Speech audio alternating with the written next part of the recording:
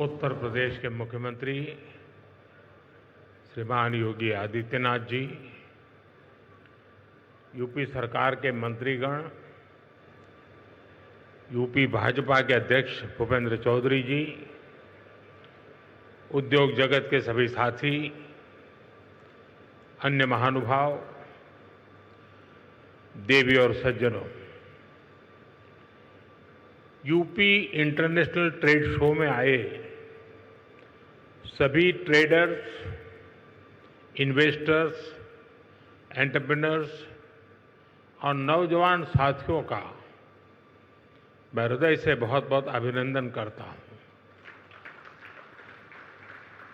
मुझे खुशी है कि यहां 2200 से अधिक एग्जीबिटर्स अपने प्रोडक्ट्स और सर्विसेज का प्रदर्शन कर रहे हैं। इस बार ट्रेड शो का कंट्री पार्टनर रूस है, यानी इस ट्रेड शो में हम एक टाइम टेस्टेड पार्टनरशिप को और भी मजबूत कर रहे हैं। मैं मुख्यमंत्री योगी जी को, सरकार के अन्य सभी साथियों को, स्टेक होल्डर्स को इस आयोजन के लिए बहुत बहुत बधाई देता हूं। साथियों, आज हम सभी के मार्गदर्शक पंडित दीनदयाल उपाध्याय जी की जयंती है। दीनदयाल जी ने हमें अंत्योदय की राह दिखाई थी। अंत्योदय यानी जो सबसे आखिर में है उसका उदय, गरीब से गरीब तक विकास पहुंचे और हर भेदभाव समाप्त हो, यही अंत्योदय है। और अंत्योदय में ही सामाजिक न्याय की मजबूती रही हुई है। और आज विकास का यही मॉडल भारत दुनिया को दे रहा है। साथियों, मैं आपको एक उदाहरण दूंगा। आज विश्व में हमारे फिनटेक सेक्टर की बहुत चर्चा है। इस फिनटेक सेक्टर की सबसे खास बात है कि इसने समावेशी विकास को, इंक्लूसिव डेवलपमेंट को बहुत ताकत दी है, बढ़ावा दिया है। भारत ने ऐसे ओपन प्लेटफॉर्म बनाए जो सबको साथ लेकर चलते हैं। यूपीआई, आधार, डिजी लॉकर, ओएनडीसी, ये हर किसी को मौका दे रहे हैं। यानी platform for all, progress for all. आज भारत में इसका असर हर जगह दिखाई देता है। मॉल में शॉपिंग करने वाला भी यूपीआई इस्तेमाल करता है और सड़क पर चाय बेचने वाला भी यूपीआई का इस्तेमाल करता है। फॉर्मल क्रेडिट जो कभी सिर्फ बड़ी कंपनियों को मिलता था, वही अब पीएम स्वनिधि से रेहड़ी ठेले वालों तक पहुंचता है।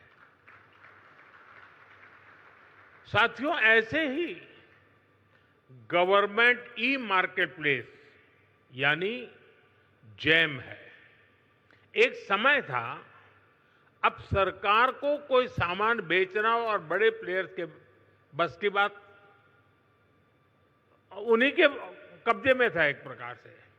लेकिन आज जैम पोर्टल से करीब 25 लाख सेलर्स और सर्विस प्रोवाइडर्स उससे जुड़े हुए हैं और सरकार को सप्लाई का काम कर रहे हैं।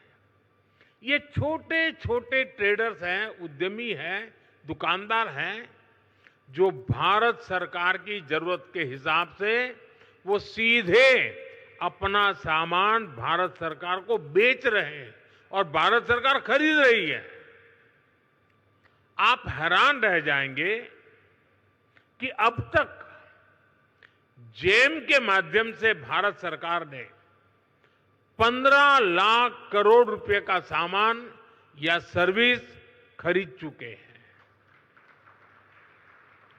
इस पोर्टल पर करीब करीब 7 लाख करोड़ रुपए का सामान हमारे एमएसएमई लघु उद्योगों से खरीदा गया है। पहले की सरकारों में ये सोचना भी असंभव था, लेकिन आज देश के दूर सुदूर कोने में जो एक छोटा सा दुकानदार है, वो भी जेम पोर्टल पर अपना सामान बेच रहा है। और यही तो सच्चे अर्थ में अंत्योदय है, यही विकास का आधार है। साथियों, आज भारत 2047 तक विकसित होने के लक्ष्य की ओर आगे बढ़ रहा है। दुनिया में हो रही डिसरप्शन और अनसर्टेनिटी के बावजूद भारत की ग्रोथ आकर्षक है। डिसरप्शन हमें भटकाते नहीं, लेकिन हम उस परिस्थिति में से नई डायरेक्शन खोजते हैं, नई डायरेक्शन का मौका ढूंढते हैं। इसलिए इन डिसरप्शन के बीच आज भारत आने वाले दशकों की नींव मजबूत कर रहा है और इसमें भी हमारा संकल्प है, हमारा मंत्र है आत्मनिर्भर भारत। दूसरों पर निर्भर होने से ज्यादा व्यवस्था कोई और हो ही नहीं सकती। बदलती हुई दुनिया में जो देश जितना ज्यादा दूसरों पर निर्भर रहेगा, उसकी ग्रोथ उतनी ही कॉम्प्रोमाइज रहने वाली है। और इसलिए भारत जैसे देश को किसी पर निर्भर रहना अब मंजूर नहीं है। इसलिए भारत को आत्मनिर्भर बनाना ही होगा। हर वो प्रोडक्ट जो हम भारत में बना सकते हैं, वो हमें भारत में ही बनाना है। आज यहां मेरे सामने इतनी बड़ी संख्या में उद्यमी हैं, ट्रेडर्स हैं, एंटरप्रेन्योर्स हैं। आप इस आत्मनिर्भर भारत अभियान के बहुत बड़े स्टेक होल्डर्स हैं। मेरा आज आपसे आग्रह है, अपना बिजनेस मॉडल ऐसा बनाइए जो आत्मनिर्भर भारत को मजबूती देता हो। साथियों, आप सभी जानते हैं, आज सरकार मेक इन इंडिया पर, मैन्युफैक्चरिंग पर कितना बल दे रही है। हम चिप से शिप तक भारत में बनाना चाहते हैं और इसलिए आपकी ईज ऑफ डूइंग बिजनेस के लिए हम लगातार काम कर रहे हैं। सरकार ने 40,000 से ज्यादा कंप्लायंस खत्म किए हैं। व्यापार कारोबार में होने वाली जिन छोटी छोटी गलतियों पर आपके खिलाफ केस होता था, ऐसे सैकड़ों नियम उनको सरकार ने डीक्रिमिनलाइज कर चुकी है। सरकार आपके साथ कंधे से कंधा मिलाकर चल रही है। लेकिन साथियों, मेरी कुछ अपेक्षाएं भी हैं जो मैं जरूर आपके साथ शेयर करूंगा। आप जो भी मैन्युफैक्चर कर रहे हैं वो बेस्ट क्वालिटी का होना चाहिए, उत्तम से उत्तम होना चाहिए। आज देशवासियों के मन में ये बात है कि स्वदेशी उत्पादों की क्वालिटी में लगातार सुधार होता रहे, यूजर फ्रेंडली हो, लंबे समय तक काम आने वाले हो। इसलिए क्वालिटी से कोई भी कॉम्प्रोमाइज नहीं होना चाहिए। आज देश का हर नागरिक स्वदेशी से जुड़ रहा है, वो स्वदेशी खरीदना चाहता है। गर्व से कहो ये स्वदेशी है। इस भावना को आज हम चारों तरफ अनुभव कर रहे हैं। हमारे ट्रेडर्स को भी इस मंत्र को अपनाना है। जो भारत में उपलब्ध है उसे ही प्राथमिकता देनी है। साथियों, एक अहम विषय रिसर्च का है। हमें रिसर्च में इन्वेस्टमेंट बढ़ाना है, कई गुना बढ़ाना है। इनोवेशन के बिना दुनिया ठहर जाती है, व्यापार भी ठहर जाता है, जिंदगी भी ठहर जाती है। और सरकार ने इसके लिए जरूरी कदम उठाए हैं। अब रिसर्च में प्राइवेट इन्वेस्टमेंट के लिए सबको आगे आना ही होगा। ये समय की मांग है। हमें स्वदेशी रिसर्च का, स्वदेशी डिजाइन और डेवलपमेंट का पूरा इकोसिस्टम बनाना है। साथियों, इन्वेस्टमेंट के लिए हमारा उत्तर प्रदेश भी अद्भुत संभावनाओं से भरा हुआ है। बीते कुछ वर्षों में यूपी में कनेक्टिविटी की जो क्रांति हुई है उसने लॉजिस्टिक कॉस्ट को बहुत कम कर दिया है। यूपी देश में सबसे ज्यादा एक्सप्रेस वे वाला प्रदेश बन चुका है। यूपी देश के सबसे अधिक इंटरनेशनल एयरपोर्ट वाला प्रदेश है। ये देश के 2 बड़े डेडिकेटेड फ्रेट कॉरिडोर का हब है। हेरिटेज टूरिज्म में भी यूपी नंबर 1 है। नमामि गंगे जैसे अभियानों ने यूपी को क्रूज टूरिज्म के लिए उसके मैप पर ला करके अपना स्थान बना दिया है। वन डिस्ट्रिक्ट वन प्रोडक्ट ने यूपी के अनेकों जिलों के प्रोडक्ट को इंटरनेशनल मार्केट में पहुंचा दिया है। और मुझे तो विदेशी मेहमानों से मिलना होता है तो आजकल मुझे कोई क्या देना है बहुत ज्यादा सोचना नहीं पड़ता है। ये वन डिस्ट्रिक्ट वन प्रोडक्ट का कैटलॉग हमारी टीम देख लेती है, बस उसी में दुनिया भर के देश के लोगों को मैं दे देता हूं। साथियों, मैन्युफैक्चरिंग में भी यूपी नए रिकॉर्ड बना रहा है। अब जैसे इलेक्ट्रॉनिक्स और मोबाइल मैन्युफैक्चरिंग का सेक्टर है, बीते दशक में भारत इसमें दुनिया का दूसरा सबसे बड़ा प्रोड्यूसर बना है और इसमें यूपी का रोल बहुत बड़ा है। आज पूरे भारत में जितने मोबाइल फोन बनते हैं उसमें से लगभग 55% मोबाइल यहां उत्तर प्रदेश में बनते हैं। यूपी अब सेमीकंडक्टर सेक्टर में भी भारत की आत्मनिर्भरता को मजबूती देगा। यहां से कुछ किलोमीटर दूर ही एक बड़ी सेमीकंडक्टर फैसिलिटी पर काम शुरू होने वाला है। साथियों, एक और उदाहरण डिफेंस सेक्टर का है। हमारी सेनाएं स्वदेशी चाहती हैं, दूसरों पर निर्भरता को कम करना चाहती हैं।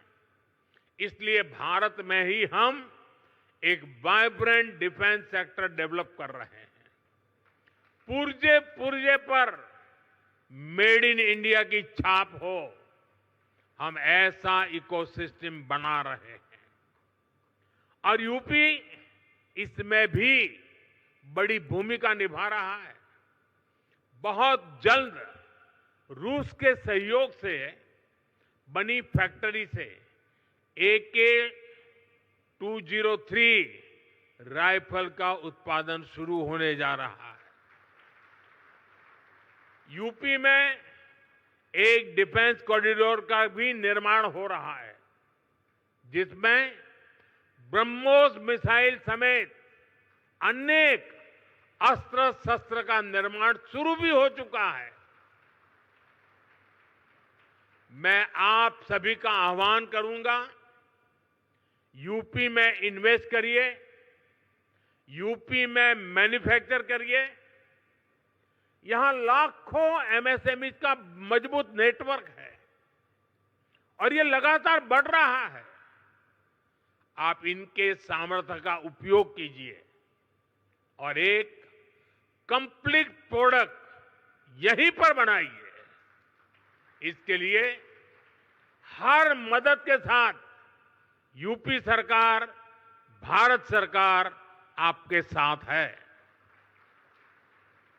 साथियों, आज भारत रिफॉर्म, परफॉर्म, ट्रांसफॉर्म के कमिटमेंट के साथ अपनी इंडस्ट्री, अपने ट्रेडर्स, अपने नागरिकों के साथ खड़ा है।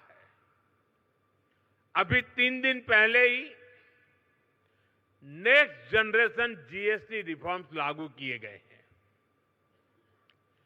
जीएसटी में हुए बदलाव भारत की ग्रोथ स्टोरी को नए पंख देने वाले स्ट्रक्चरल रिफॉर्म्स हैं।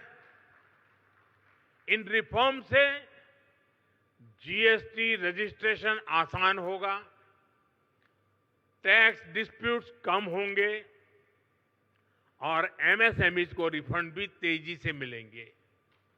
इससे हर सेक्टर को लाभ होगा। आप सभी ने जीएसटी से पहले और जीएसटी के बाद और अब तीसरा स्टेज है नेक्स्ट जनरेशन जीएसटी रिफॉर्म्स, यानी तीनों परिस्थितियों को अनुभव किया है। कितना बड़ा अंतर आया है, ये मैं कुछ उदाहरणों से आपके सभी के बीच रखना चाहूंगा। 2014 से पहले, यानी आपने मुझे काम दिया उसके पहले की बात कर रहा हूं। 2014 से पहले इतने सारे टैक्स थे, यानी एक प्रकार से टैक्स का जंजाल था और उसके कारण बिजनेस की कॉस्ट और परिवार का बजट दोनों ही कभी भी संतुलित नहीं हो पाते थे। उसे कंट्रोल करना मुश्किल था। 1000 रुपये की शर्ट पर, ये 2014 के पहले की बात कर रहा हूं, आपके पास पुराना बिल पड़ा हो तो निकाल दीजिए। 2014 के पहले 1000 रुपये की शर्ट पर 170 रुपये टैक्स लगता था, 170 रुपीज। साल 2017 में जब हम जीएसटी लाए तो आने के बाद पहले जीएसटी में 117 से कम होकर के 50 हो गया। यानी 1000 के शर्ट पर पहले 117 था, 2017 में जब हम जीएसटी लाए तो 50 हो गया। और अब 22 सितंबर को लागू हुए रेट्स के बाद 1000 रुपये के उसी शर्ट पर सिर्फ 35 रुपये टैक्स के रूप में देने होंगे। साथियों, 2014 में toothpaste, shampoo, hair oil, shaving cream, इन सभी पर अगर कोई 100 रुपया खर्च करता था तो इन पर 31 रुपये टैक्स देना पड़ता था। 100 रुपये पर 31, यानी 100 रुपये का बिल 131 रुपये का बनता था। ये 2014 के पहले की बात कर रहा हूं मैं। 2017 में जीएसटी आया तो 100 रुपये का यही सामान 118 रुपये का हो गया। 131 से कम होकर के 118, यानी हर 100 रुपये के बिल पर 13 रुपये सीधे बच गए। अब जीएसटी की अगली पीढ़ी में, यानी इस बार जो जीएसटी का रिफॉर्म हुआ है, ये सामान 100 रुपये पर 5 रुपया 105 रुपये का हो गया है। 131 से 105 पर आ गया, यानी 2014 से पहले की तुलना में सीधे 26 रुपये की बचत, 100 रुपये पर 26 रुपये की बचत देश के सामान्य नागरिक को हुई है। इस उदाहरण से आज समझ सकते हैं कि एक सामान्य परिवार की हर महीने कितनी बचत हो रही है। अगर कोई परिवार अपने परिवार में जो भी आवश्यकता होती है साल भर का हिसाब लगा ले, और मान लीजिए 2014 में अगर एक साल में वो 1 लाख रुपए की चीजें खरीदता था, अगर 1 लाख रुपए के आसपास उसने 2014 के पहले कुछ खरीद किया होगा, तो उसे उस समय करीब करीब 25,000 रुपया टैक्स देना पड़ता था। अगर साल भर में 1 लाख रुपया की चीजें उसने खरीदी तो 25,000 रुपया टैक्स था 2014 के पहले, मेरे आने से पहले। ये बयान बहादुर लोग आजकल बयान करते हैं ना, जरा उनको सुनाइए।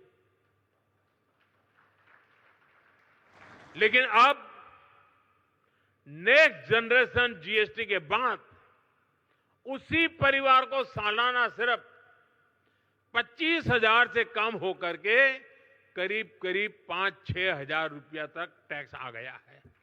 25,000 से 5,000, क्योंकि जरूरत के ज्यादातर सामान पर अब सिर्फ 5% जीएसटी हो गया है। साथियों, हमारे यहां गांव की अर्थव्यवस्था में ट्रैक्टर की बड़ी भूमिका है। 2014 से पहले एक ट्रैक्टर खरीदने पर 70,000 रुपये 70,000 रुपये से अधिक टैक्स देना पड़ता था। ये 2014 से पहले 70,000, अब उसी ट्रैक्टर पर सिर्फ 30,000 रुपये का टैक्स लग रहा है। यानी किसान को सीधे एक ट्रैक्टर पर 40,000 रुपये से अधिक की बचत हो रही है। ऐसे ही 3 व्हीलर गरीब के लिए रोजगार का बहुत बड़ा माध्यम है। साल 2014 से पहले एक 3 व्हीलर करीब 55,000 रुपये का टैक्स लगता था। एक 3 व्हीलर पर 55,000 रुपये टैक्स लगता था। अब उसी 3 व्हीलर पर जीएसटी करीब 35,000 रह गया है, यानी सीधे 20,000 रुपये की बचत हुई है।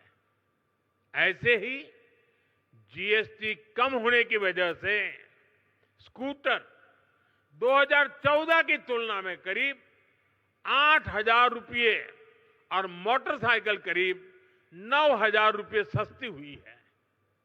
यानी गरीब, नियो मिडिल क्लास सबकी बचत हुई है।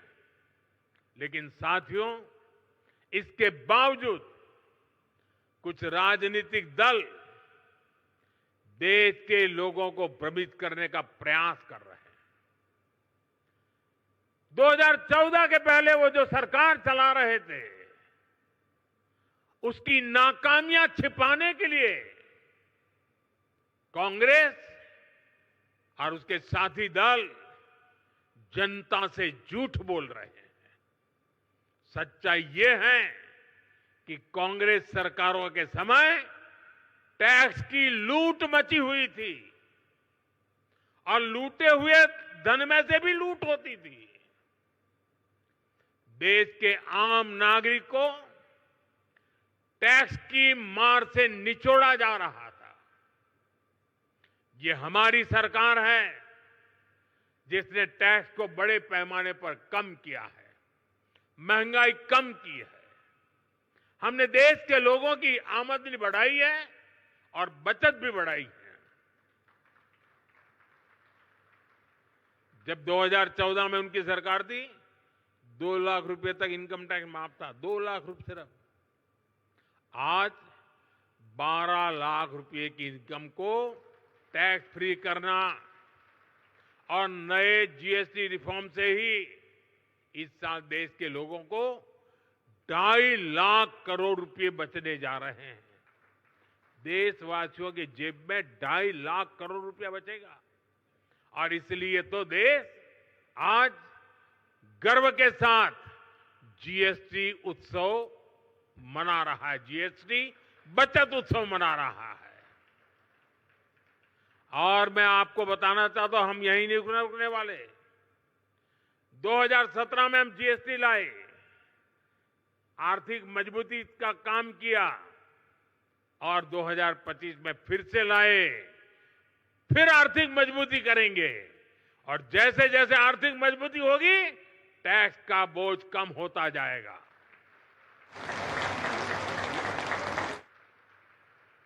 देशवासियों के आशीर्वाद से जीएसटी रिफॉर्म का सिलसिला निरंतर चलता रहेगा। साथियों, आज भारत के पास रिफॉर्म्स की स्ट्रांग विल पावर है।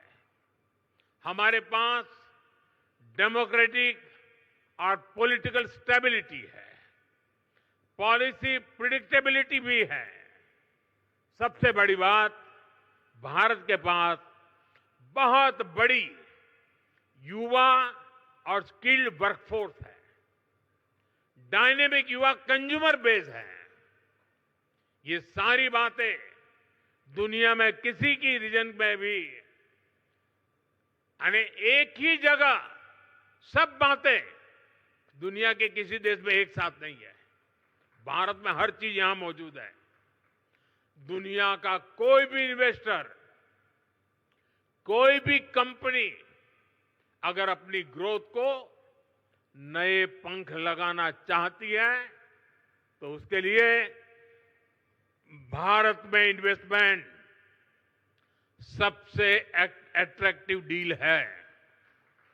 इसलिए भारत में इन्वेस्ट करना, यूपी में इन्वेस्ट करना आपके लिए विन विन सिचुएशन है। हम सभी के प्रयास मिलकर विकसित भारत बनाएंगे, विकसित यूपी बनाएंगे। एक बार फिर आप सभी को इंटरनेशनल ट्रेड शो के लिए मैं बहुत बहुत शुभकामनाएं देता हूं। बहुत बहुत धन्यवाद।